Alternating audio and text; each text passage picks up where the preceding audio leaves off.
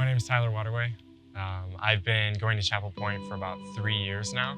I came here because I met my fiance, Ellen. So I grew up in a Christian home, and there was one night specifically that stood out to me where we were talking about heaven and hell, and I was in my bed and I couldn't get it out of my head that I was nervous to go to hell. So I ran into my parents' bedroom and I was like, Mom and Dad, I don't want to go to hell. Can we say the prayer? I want to know Jesus.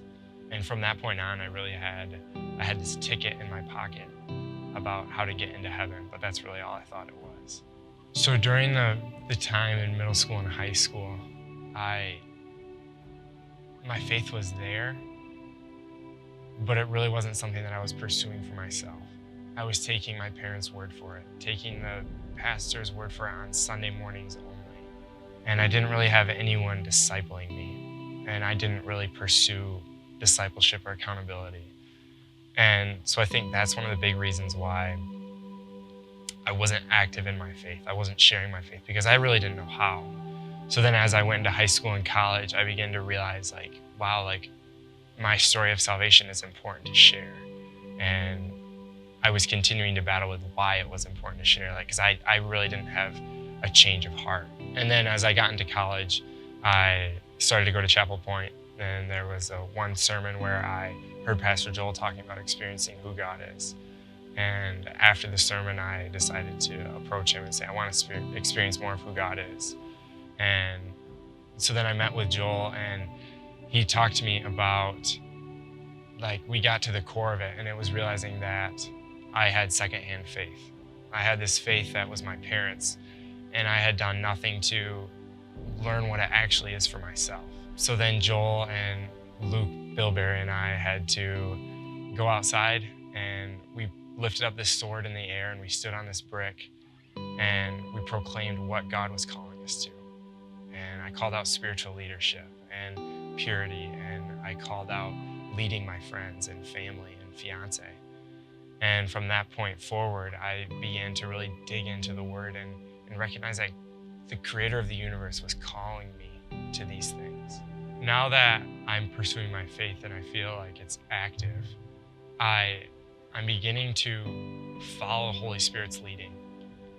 I'm beginning to recognize that I have this Holy Spirit inside of me. I have the Holy Spirit inside of me who's guiding me and leading me and convicting me in ways where God is going to work. Some areas of my life I've had to give up is feeling uncomfortable, because there are times where I feel convicted to share my faith, and I went from saying, no, I'm not going to do that, to, Holy Spirit, what are you leading me to?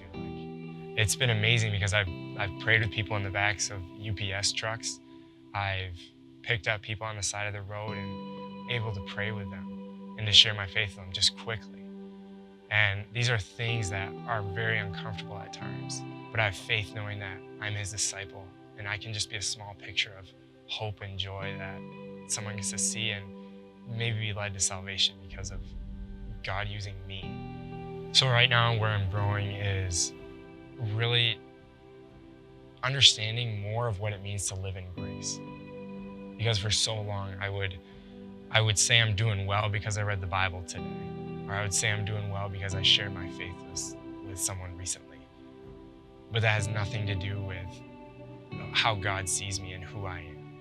As I learn to live in grace, I can recognize that the sins of my past, and they don't define me anymore. That I can have confidence knowing that I'm a child of God and I'm perfect in the eyes of God because of Jesus. And that gives me confidence to share my faith.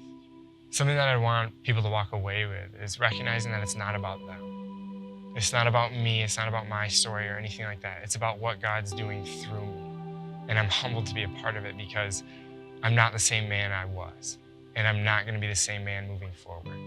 Something that I want people to take away is to make your faith your own and to run after Jesus with everything you've got. And Isaiah 43